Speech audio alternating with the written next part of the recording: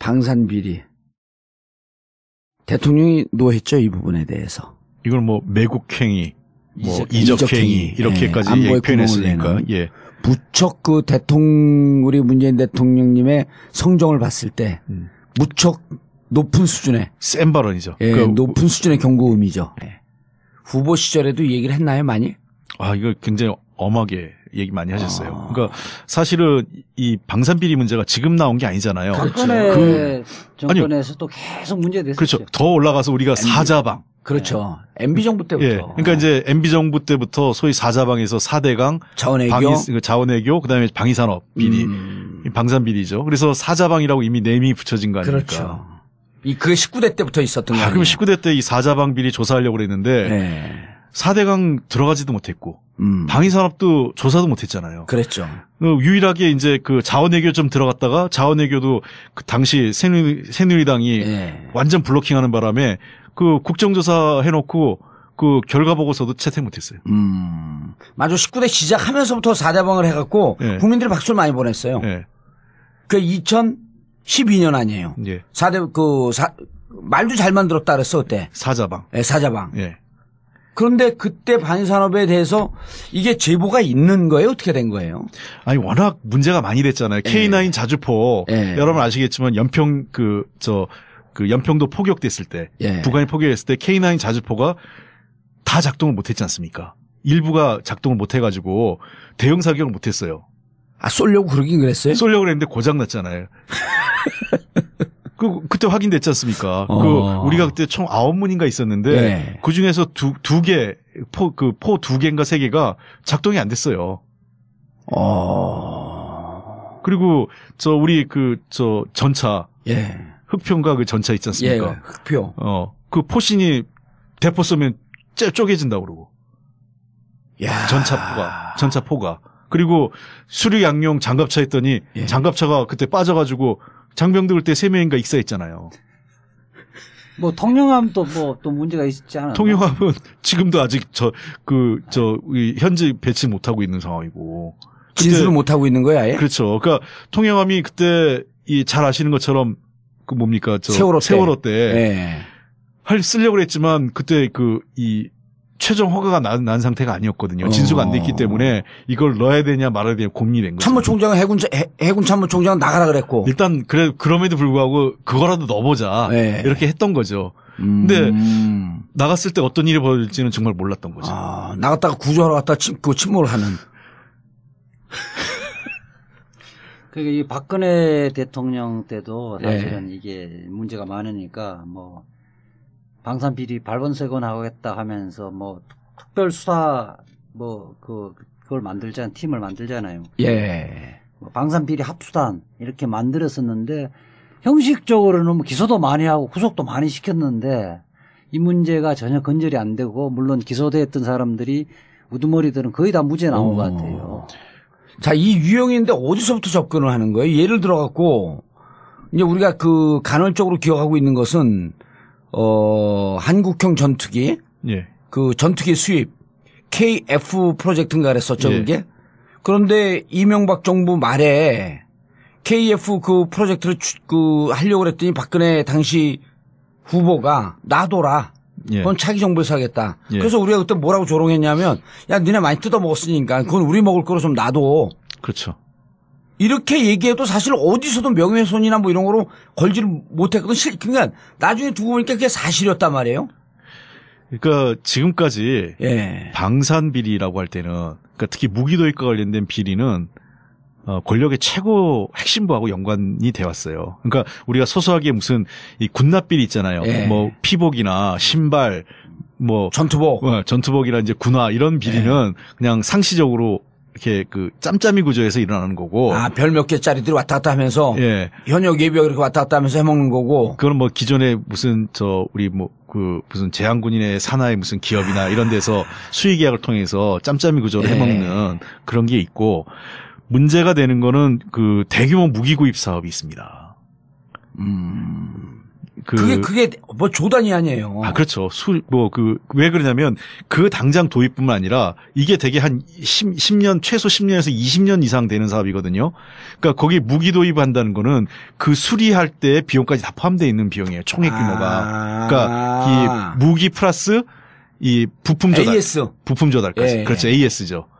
그렇기 때문에 그 규모가 어마어마한 겁니다. 한 번 무기를 도입한다는 얘기는 그 부품 조달 때문에 그 규모가 어마어마해요. 그러니까 2조 원 사업이라면 실제로 거의 10조 원 사업이라고 보시면 돼요. 그럼 우리가 무기 구입할 때 대체로 맨날 이 인터내셔널 봉이라고 하는 이유가 무기 구입을 하면서 일본 같은 경우는 원천 기술 이전 조건으로 들어가잖아요. 그렇죠. 근데 우리는 만약 문제 안 하게 되면 오키나와 미군 공군기지로 가야 된다든지 기술 이전이 안 되기 때문에. 그러니까 미군 기술 인력이 직접 들어와야 돼요. 우리 F-15 전투기 들어왔잖아요. 네. F-15 전투기 우리 열지도 못해요.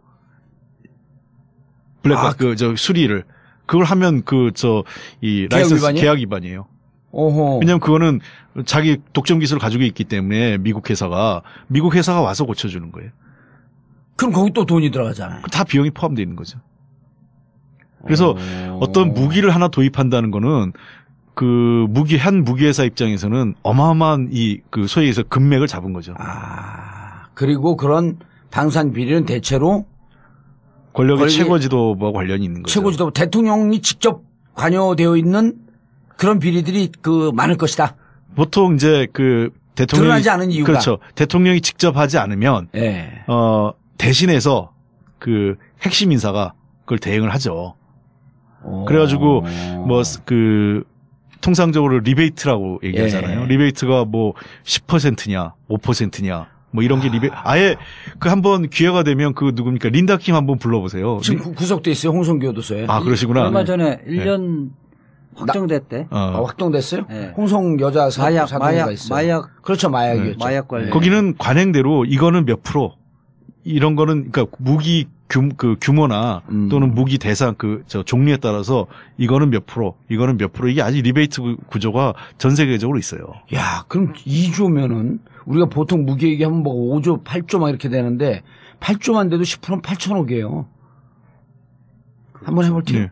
5%만 돼도 4천억이고요. 그러니까 그게 이제 짬짬이 구조로 돈이 다 들어가는 거죠. 어마어마하네. 아니 그게 딱 그렇게 리베이트가 결정이 돼 있어요? 우리 친척 중에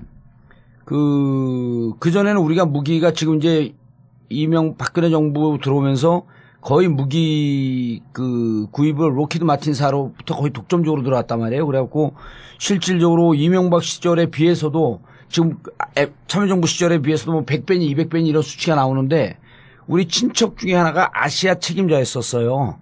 보잉사. 근데 보잉사는 무기도 만들고 민간 항공도 만들고 그래갖고 포트폴리오를 하잖아. 근데 로키드 마틴사는 그냥 오로지 무기만 생산하거든.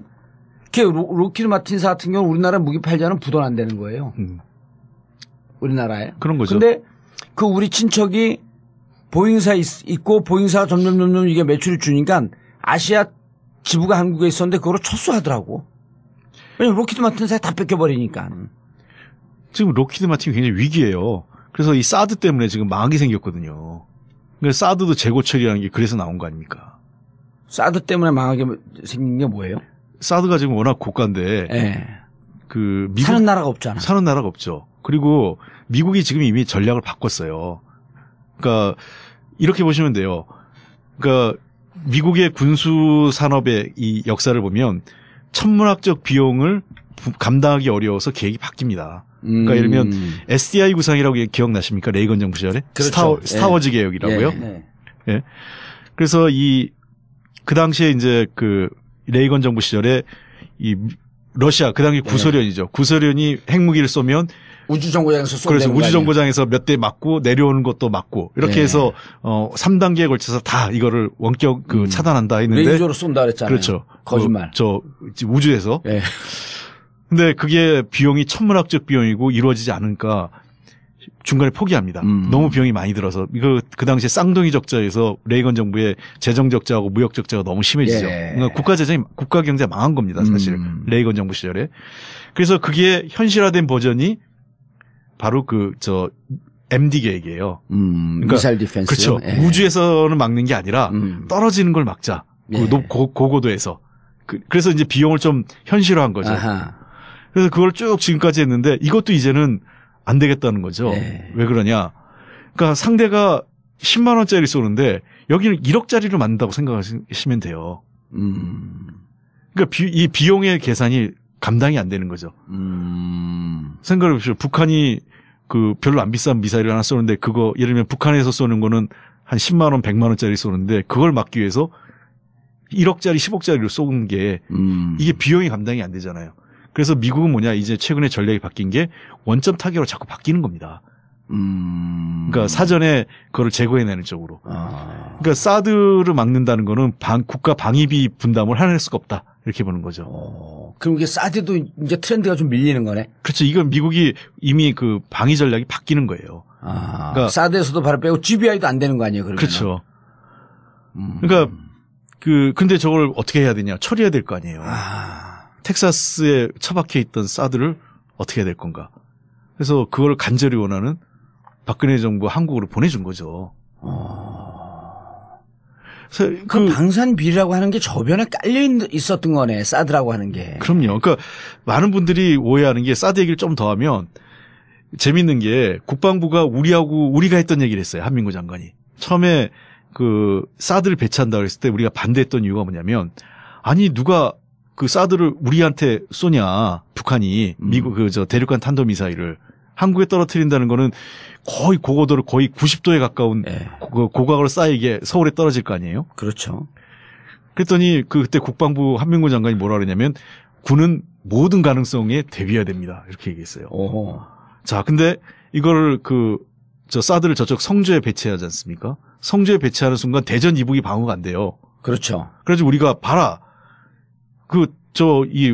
우리 국민의 경제력의 50%가 있는 수도권이 방위가 안 되는데 그거를 왜 배치하냐. 그랬더니 원래 북한이 이미 이 수도권은 장사정포의 사정거리이기 때문에 대륙간 탄도미사일 쏘지 않는다는 거예요. 탄도미사일을. 그러니까 우리가 했던 얘기를 이제 지금 국방부가 하는 거 아닙니까? 예. 그때는 수도권에도 대륙간 탄도미사일을 쏠 것처럼 얘기했다가. 그렇죠. 이제 탄도미사일 고각으로 쏠 수 있으니까. 고각으로 90도로 쐈다가 2700km까지 올렸다가 다시 떨어뜨리는 거야. 100m. 그러니까 100km, 150km 앞을 쏘려고 하늘로 2700km까지 쏘는 거예요. 그렇죠. 그러니까 이제 그때는 모든 가능성을 열어놓고 보자. 그렇게 얘기했잖아요. 그러니까 지금은 성주로 이제 내려가니까 이 앞에는 방어할 수가 없다. 여기다 쏘지 않는다. 북이 그렇게 쏠 이유가 없다. 그러니까 우리가 했던 얘기 아닙니까? 그때. 그렇죠. 북이 미쳤다고 무슨 고각 발사하겠냐. 필요 없다 그랬더니 그때 가능성을 열어놓자. 그런데 이제 성주에 해놓고 그거 봐라. 이거 방해 못하지 않냐 그랬더니 북은 애당초 거기에 쏠 생각이 없었습니다. 그러니까 서울에 발사하려면 89도로 발사하고 성주에 발사하려면 87도로 아니 88.5도. 그러니까 이게 지금 이 사드 배치를 놓고도 그러니까 나중에 뭐라 그럽니까? 보수 언론이 일부에서 없는 것보다 낫다 이런 얘기하잖아요.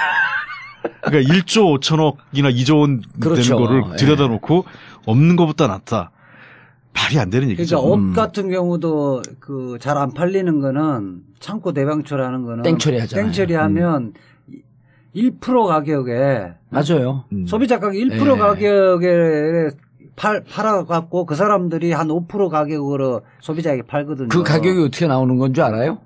그걸 통으로 해갖고. 그래, 건수로 다 알잖아요. 통으로 해갖고 중국으로 보내는 택배비보다 싸게 팔아야 돼. 그래서 보면 옷을 킬로그램에 달아서 이렇게 팔잖아요.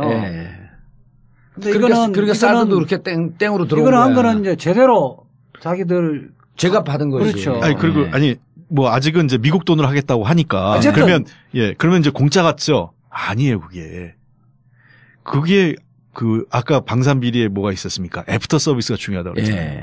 저게 어느 순간 우리한테 넘어와요, 운영이. 그러면은 수리 유지를 우리가 해야 될 거 아니에요. 한 전시작전권 넘어오는 거 아니야.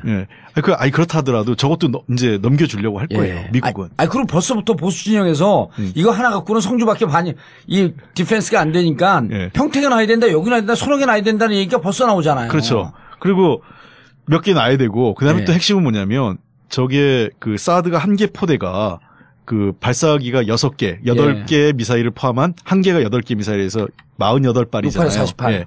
그 미사일이 되게 비쌉니다.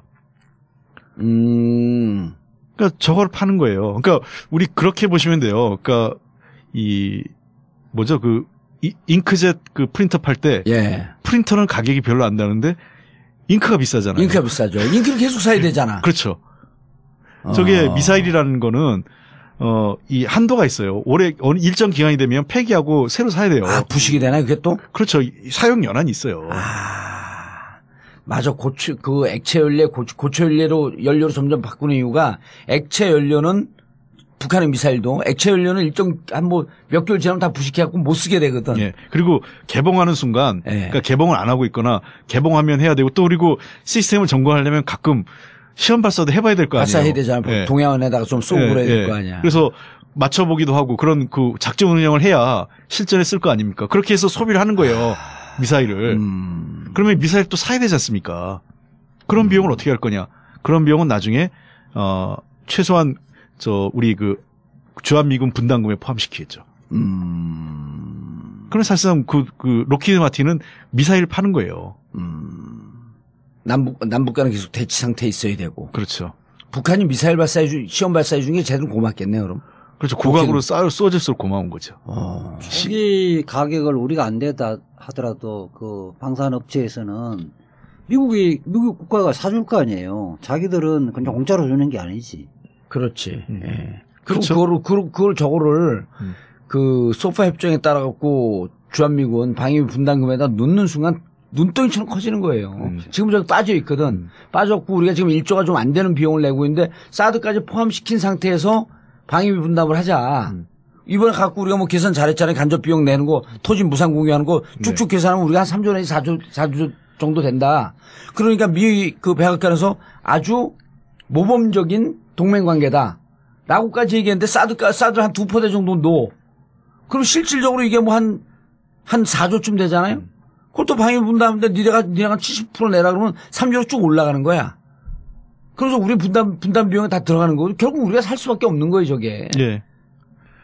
어떻게든 뭐 우리가 사든 아니면 우리가 비용 대부분을 언젠간 부담하게 될 거예요. 그렇죠. 우리 땅에 있는 거니까. 자, 이걸 뭐 좀 아까 오늘 주제가 약간 벗어난 거긴 하지만. 아니, 좋아요. 이게 뭐 사드 얘기면 우리는 늘 좋아. 김종대가 그러잖아. 사드 공짜인 줄 알았더니 왜 사드인 줄 아냐. 그래서 왜 사드냐니까 사드세요. 그래서 사드야. 인간도. 그래서 이게 방산비리 문제가 이게 어마어마해요. 그러니까 단위가 커요. 기본적으로. 단위가 크니까 예컨대 참모총장 선에서 혼자서 해먹기는 어렵다는 거지. 어렵지. 그러니까 문재인 대통령이 참여정부 5년 동안 청와대에 있었고 그다음에 지난 12년서부터 16년까지 또 국회에 있었잖아요. 네. 그때 당의 주요한 전략이 사자방이었고 그 4대강 이번에 이제 감사원에서 한다 그랬고 자원외교도 또 감사를 해야 된단 말이에요.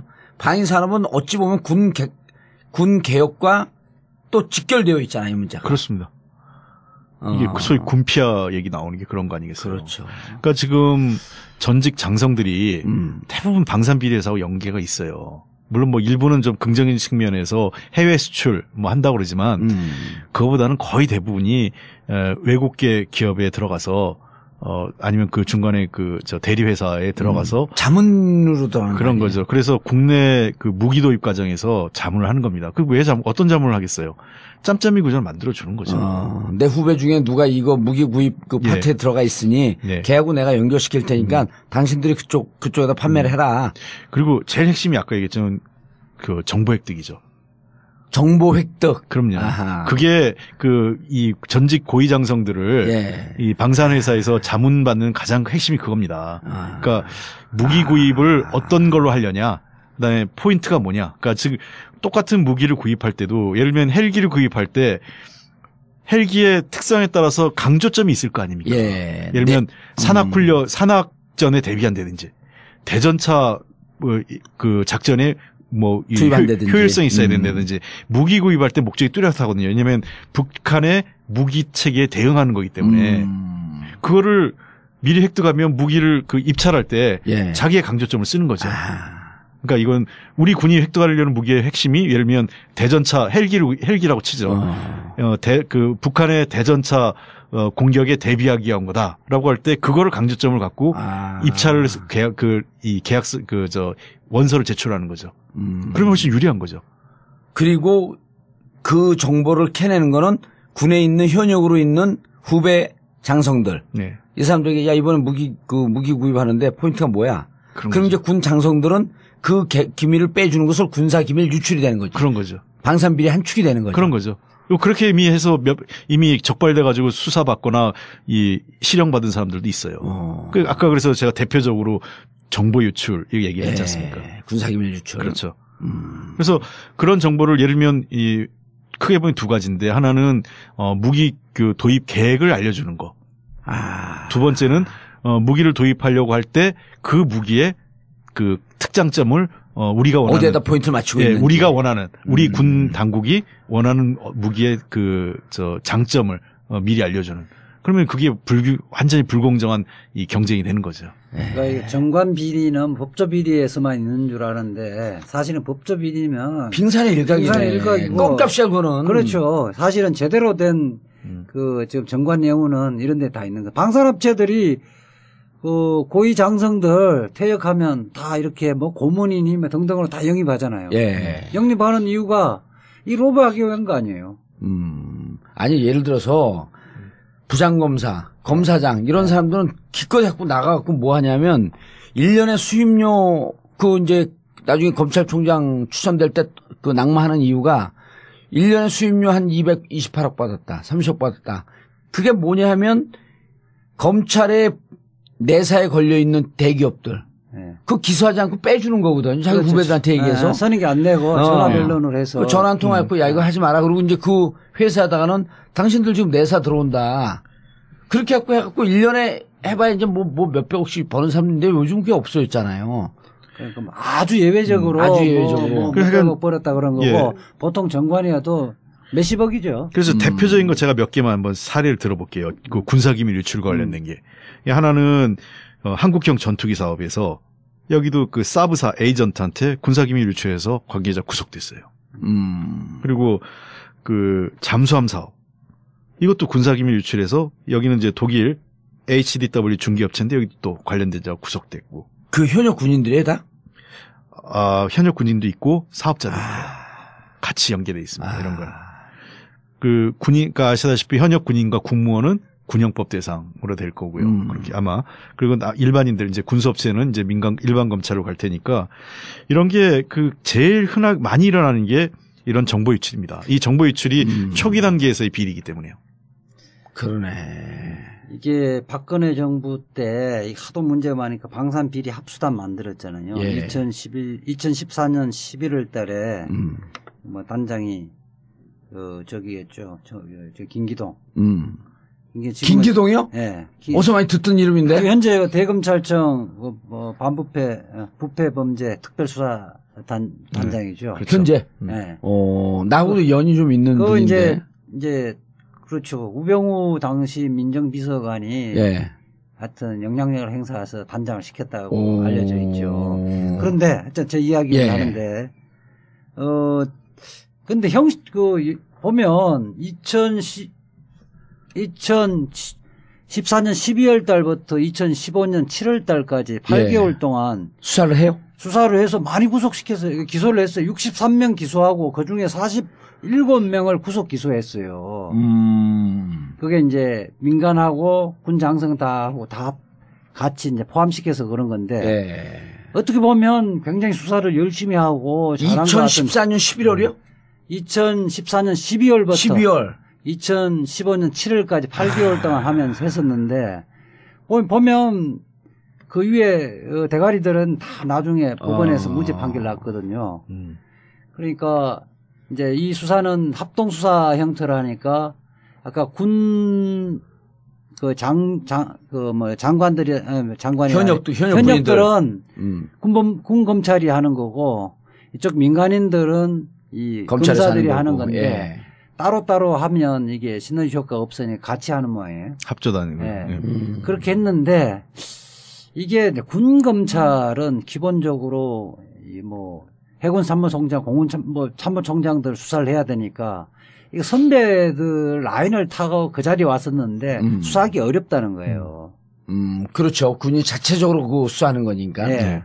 그리고 이게 보니까 계속 무죄 나는 게 이 그 특별수사 비리 합수단에서 자체 인지한 사건은 거의 없다는 거예요. 없고 이게 청와대에서 던져주는 사건만 그 범위 내에서 수사하다 보니까 결국은 청와대에서 찍어내려야 할 사람을 대상으로 해서 표적 수사를 해서 표적 수사라면 뭐 변호인의 활동에 제대로 변론하면 뭐 앞뒤가 안 맞는 게 거의 무죄 나온 거잖아요.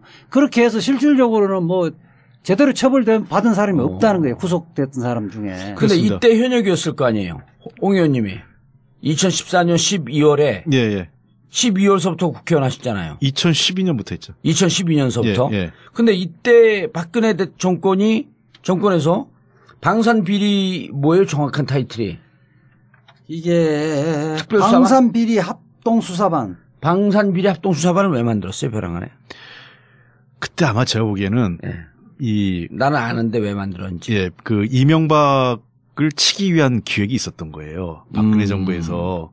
그 4대강 사업에 대한 감사원 감사도 있었죠. 롯데 감사도 들어갔잖아요. 그렇죠. 그리고 이 방위산업도 들어갔는데 MB의 반격이 있습니다. 그러면서 다 유야무야 되죠. MB가 반격을 했어요? 그때 한마디 하지 않습니까? 정권의 뿌리가 어떻게 돼 있는지. 그렇게 무서운 말을 해요? 그러니까 이게 뭐냐면 기본적으로 이 원세훈 구속과 관련돼서 이미 지금 이제 이게 정권이 생각보다 빨리 바뀌면서 지금 국정원 조사가 시작됐잖아요. 예. 이명박 정부는 이제 MB한테 칼날이 갈 거예요. 어쩔 수 없이. 그 국정원이나 권력기관에 대선 개입, 정치 공작이 드러나기 시작하는 거죠. 지금 최소 10년에서 20년 이상 되는 사업이거든요. 그러니까 거기 무기 도입한다는 거는 그 수리할 때 비용까지 다 포함되어 있는 비용이에요. 총액 규모가. 그러니까 이 무기 플러스 이 부품 조달. AS. 부품 조달까지. 그렇죠. AS죠. 그렇기 때문에 그 규모가 어마어마한 겁니다. 한 번 무기를 도입한다는 얘기는 그 부품 조달 때문에 그 규모가 어마어마해요. 그러니까 2조 원 사업이라면 실제로 거의 10조 원 사업이라고 보시면 돼요. 그럼 우리가 무기 구입할 때 대체로 맨날 이게 인터내셔널 봉이라고 하는 이유가 무기 구입을 하면서 일본 같은 경우는 원천 기술 이전이 조건으로 들어가잖아요. 그렇죠. 근데 우리는 만약 문제 안 하게 되면 오키나와 미군 공군기지로 가야 된다든지 기술 이전이 안 되기 때문에. 그러니까 미군 기술 인력이 직접 들어와야 돼요. 우리 F-15 전투기 들어왔잖아요. 네. F-15 전투기 우리 열지도 못해요. 수리를. 그걸 하면 라이선스 계약 위반이에요. 왜냐면 그거는 자기 독점 기술을 가지고 있기 때문에 미국 회사가 와서 고쳐주는 거예요. 그럼 거기 또 돈이 들어가잖아요. 다 비용이 포함되어 있는 거죠. 그래서 어떤 무기를 하나 도입한다는 거는 한 무기 회사 입장에서는 어마어마한 소위 해서 금맥을 잡은 거죠. 그리고 그런 방산 비리는 대체로 권력의 최고지도와 관련이 있는 거죠. 최고지도 대통령이 직접 관여되어 있는 그런 비리들이 많을 것이다. 보통 이제 대통령이 드러나지 않은 이유가 그렇죠. 대통령이 직접 하지 않으면 대신해서 핵심 인사가 그걸 대행을 하죠. 그래가지고 통상적으로 리베이트라고 얘기하잖아요. 리베이트가 10%냐 5%냐 이런 게 아예 한번 기회가 되면 누굽니까? 린다킴 한번 불러보세요. 지금 구속돼 있어요. 홍성교도소에. 그러시구나. 얼마 전에 1년 확정됐대. 확정됐어요? 네. 홍성 여자 사건가 있어요. 마약. 그렇죠. 마약이었죠. 마약 관련. 거기는 관행대로 이거는 몇 프로 이런 거는 그러니까 무기 규모나 또는 무기 대상 종류에 따라서 이거는 몇 프로 이게 아직 리베이트 구조가 전 세계적으로 있어요. 야, 그럼 2조면은 우리가 보통 무기 얘기하면 5조, 8조 막 이렇게 되는데 8조만 돼도 10%는 8천억이에요. 한번 해볼게요. 네. 5%만 돼도 4천억이고요. 그러니까 그게 이제 짠 거죠. 그래서 그걸 쭉 지금까지 했는데 이것도 이제는 안 되겠다는 거죠. 왜 그러냐? 그러니까 상대가 10만 원짜리 쏘는데 여기는 1억짜리를 만든다고 생각하시면 돼요. 그러니까 이 비용의 계산이 감당이 안 되는 거죠. 생각해 보십시오. 북한이 별로 안 비싼 미사일을 하나 쏘는데 예를 들면 북한에서 쏘는 거는 한 10만 원, 100만 원짜리 쏘는데 그걸 막기 위해서 1억짜리, 10억짜리로 쏘는 게 이게 비용이 감당이 안 되잖아요. 그래서 미국은 뭐냐? 이제 최근에 전략이 바뀐 게 원점 타격으로 자꾸 바뀌는 겁니다. 그러니까 사전에 그걸 제거해내는 쪽으로. 그러니까 사드를 막는다는 거는 국가 방위비 분담을 해낼 수가 없다. 이렇게 보는 거죠. 그럼 이게 사드도 이제 트렌드가 좀 밀리는 거네? 그렇죠. 이건 미국이 이미 그 방위 전략이 바뀌는 거예요. 그러니까 사드에서도 바로 빼고 GBI도 안 되는 거 아니에요? 그러면? 그렇죠. 그러니까 근데 저걸 어떻게 해야 되냐? 처리해야 될 거 아니에요. 텍사스에 처박혀 있던 사드를 어떻게 해야 될 건가? 그래서 그걸 간절히 원하는 박근혜 정부 한국으로 보내준 거죠. 그 방산 비리라고 하는 게 저변에 깔려 있었던 거네. 사드라고 하는 게. 그럼요. 그러니까 많은 분들이 오해하는 게 사드 얘기를 좀 더 하면 재밌는 게 국방부가 우리가 했던 얘기를 했어요. 한민구 장관이. 처음에 그 사드를 배치한다고 했을 때 우리가 반대했던 이유가 뭐냐면 아니 누가 그 사드를 우리한테 쏘냐. 북한이 미국 대륙간 탄도미사일을 한국에 떨어뜨린다는 거는 거의 고고도를 거의 90도에 가까운 고각으로 쌓여 이게 서울에 떨어질 거 아니에요? 그렇죠. 그랬더니 그때 국방부 한민구 장관이 뭐라 그러냐면 군은 모든 가능성에 대비해야 됩니다. 이렇게 얘기했어요. 자, 근데 이거를 사드를 저쪽 성주에 배치하지 않습니까? 성주에 배치하는 순간 대전 이북이 방어가 안 돼요. 그렇죠. 그래서 우리가 봐라. 우리 국민의 경제력의 50%가 있는 수도권이 방위가 안 되는데 그거를 왜 배치하냐. 그랬더니 원래 북한이 이미 이 수도권은 장사정포의 사정거리이기 때문에 대륙간 탄도미사일을 쏘지 않는다는 거예요. 탄도미사일을.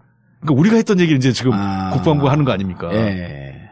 그때는 수도권에도 대륙간 탄도미사일을 쏠 것처럼 얘기했다가. 그렇죠. 이제 탄도미사일 고각으로 쏠 수 있으니까. 고각으로 90도로 쐈다가 2700m. 그러니까 통영함이 그때 잘 아시는 것처럼 세월호 때 쓰려고 했지만 그때 이 최종 허가가 난 상태가 아니었거든요. 진수가 안 됐기 때문에 이걸 넣어야 되냐 말아야 되냐 고민이 된 거죠. 참모총장은 해군 참모총장은 나가라 그랬고. 일단 그럼에도 불구하고 그거라도 넣어보자. 이렇게 했던 거죠. 근데 나갔을 때 어떤 일이 벌어질지는 정말 몰랐던 거죠. 나갔다가 구조하러 갔다가 침몰을 하는.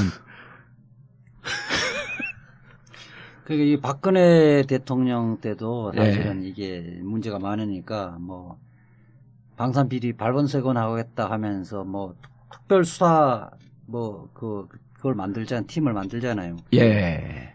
방산 비리 합수단 이렇게 만들었었는데 형식적으로는 기소도 많이 하고 구속도 많이 시켰는데 이 문제가 전혀 건절이 안 되고 물론 기소됐던 사람들이 우두머리들은 거의 다 무죄 나온 것 같아요. 자, 이 유형인데 어디서부터 접근을 하는 거예요? 예를 들어 갖고 이제 우리가 간헐적으로 기억하고 있는 것은 한국형 전투기, 전투기 수입 KF 프로젝트인가 그랬었죠, 그게. 그런데 이명박 정부 말에 KF 프로젝트를 하려고 그랬더니 박근혜 당시 후보가 놔둬라.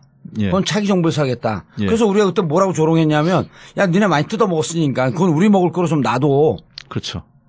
이렇게 얘기해도 사실 어디서도 명예훼손이나 이런 거로 걸지를 못했거든. 그러니까 나중에 두고 보니까 그게 사실이었단 말이에요. 그러니까 지금까지 방산 비리라고 할 때는 그러니까 특히 무기도입과 관련된 비리는 권력의 최고 핵심부하고 연관이 되어 왔어요. 그러니까 우리가 소소하게 무슨 이 군납비리 있잖아요. 피복이나 신발, 전투복이나 이제 군화 이런 비리는 그냥 상시적으로 이렇게 짬짬이 구조에서 일어나는 거고. 별 몇 개짜리들이 왔다 갔다 하면서. 현역 예비역 이렇게 왔다 갔다 하면서 해먹는 거고. 그건 기존에 무슨 무슨 제한군인의 산하의 무슨 기업이나 이런 데서 수의 계약을 통해서 짬짬이 구조로 해먹는 그런 게 있고. 문제가 되는 거는 대규모 무기 구입 사업이 있습니다. 그게 조단이 아니에요. 그렇죠. 왜 그러냐면 당장 도입뿐만 아니라 이게 되게 한 10년. 방산 비리. 대통령이 노했죠, 이 부분에 대해서. 이걸 매국행위, 이적행위 이렇게까지 표현했으니까. 무척 우리 문재인 대통령님의 성정을 봤을 때 무척 높은 수준의 센 발언이죠. 높은 수준의 경고음이죠. 후보 시절에도 이 얘기를 했나요, 많이?